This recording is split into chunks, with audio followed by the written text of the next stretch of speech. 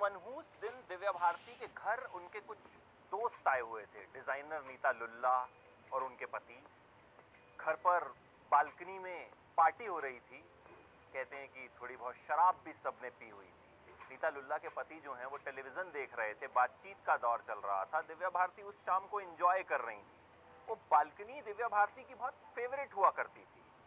बात करते करते दिव्या भारती बालकनी की मुंडेर पर आकर बैठ गई। जैसे इस तरह से आप ये मुंडेर देख रहे हैं ना, इस पर आकर वो बैठ गई। अचानक उनका बैलेंस बिगड़ा और वो धड़ाम से नीचे जा गिरी।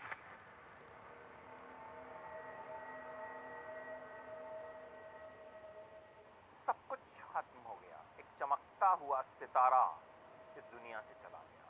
लेकिन एक प्रॉपर्टी डीलर कनेक्शन है इसका, और एक फोन अगर दिव्या भारती को न आया होता तो शायद वो हमारे बीच होती।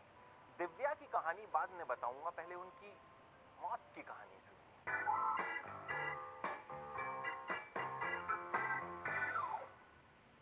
हुआ क्या, दिव्या को हैदराबाद एक शूट के लिए जाना था जिस दिन उनकी मौत हुई। एक दिन पहले उन्हें एक प्रॉपर्टी डीलर का फोन आया कि आप अपने मम्मी पापा के लिए एक घर ढूंढ रही हैं और वो घर मैं आपको दिखा सकता हूँ। दिव्या ने हैदराबाद में प्रोड्यूसर को फोन किया कि मुझे आपके यहाँ आना था, तो मैं कल की बजाय परसों आ जाऊँ। प्रोड्यूसर ने कहा ठीक है, कोई बात नहीं, आ जाइए, नॉर्मल सी बात होती है। दिव्या वो घर देखने गई।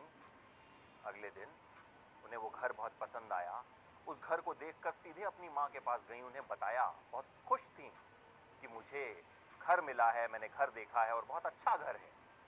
इतने में दिव्या को फोन आया कि डिजाइनर नीता लुल्ला जो हैं वो उनके घर आई हुई हैं अपने पति के साथ। दिव्या अपने घर गई, वहां पर डिजाइनर नीता लुल्ला मौजूद थी, उनके पति मौजूद थे और दिव्या की मेड अमृता, जिन्होंने दिव्या को बचपन से पाला था, जिन्होंने दिव्या को सबसे करीब से देखा, सबसे करीब से जाना। आंदोलन फिल्म उस वक्त दिव्या करने वाली थी, उसकी ड्रेसेस फाइनल करने के लिए नीता लुल्ला वहां आई थी और बातचीत चल रही थी। जैसा मैंने आपको बताया, इसी तरह एक बालकनी में बैठे हुए थे और बातचीत करते करते दिव्या थोड़ी बहुत शराब भी कहते हैं पी रही थी और उसी दौरान वो बालकनी की मुंडेर पर आकर बैठ जाती हैं और गिर जाती हैं। वो हो जाता है जिसके बारे में किसी ने उम्मीद तक नहीं। दिव्या भारती जब 15 साल की थी ना, तभी से फिल्म इंडस्ट्री में आना हो गया था इनका। पापा इंश्योरेंस का काम किया करते थे, माँ हाउसवाइफ थी, पढ़ाई लिखाई में मन लगता नहीं था तो सोचा फिल्में कर लेती हूँ, कुछ होगा। 15 साल की उम्र में बहुत बड़ी बड़ी फिल्में मिल गई। राधा का संगम, आतंकी आतंक, सौदागर, प्रेम। 15 साल की उम्र में सोचिए किसी लड़की को इतनी बड़ी बड़ी फिल्में मिल जाएं तो मतलब सपने के सच होने जैसा हो जाता है। लेकिन ये सपना सच होने से पहले ही टूट गया। दिव्या को अलग अलग वजहों से इन सारी फिल्मों से निकाल दिया गया। दिव्या का दिल टूट गया, लेकिन माँ ने समझाया कि कोई बात नहीं, चीजें होंगी। बहुत प्यारी थी बचपन से ही। एक बार तो उनकी माँ गाड़ी में उन्हें लेके बैठी थी तो एक शख्स आया और बोला कि वो गुड़िया मुझे चाहिए।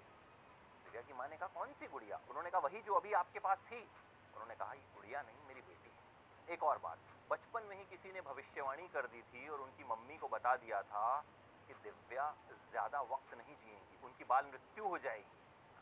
माँ ने उस वक्त तो इस बात को सीरियसली नहीं लिया, लेकिन बाद में सोचा कि हाँ, उस शख्स ने जो भविष्यवाणी की थी वो सही ही की थी। खैर, 15 साल की उम्र में बहुत सी फिल्में मिली और उनसे निकाली गई, दिल टूटा, लेकिन फिर कहीं ना कहीं सोचा कि काम तो करना है। एक तेलुगु फिल्म मिली, बोबिली राजा, सुपरहिट रही। इसके बाद दिव्या को हिंदी फिल्में मिलने भी शुरू हो गई।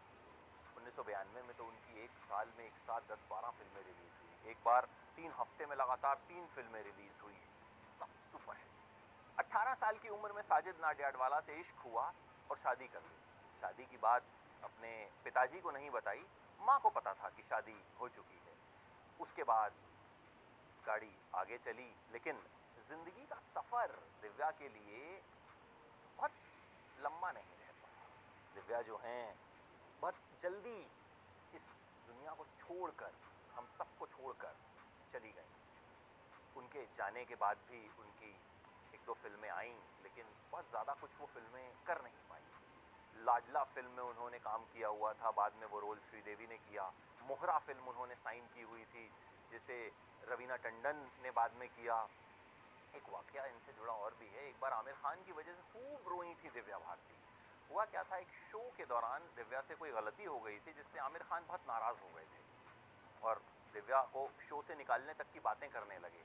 लेकिन सलमान खान ने बीच बचाव किया, मामले को सुलझाया और सब कुछ ठीक ठाक रहा, शो हो गया।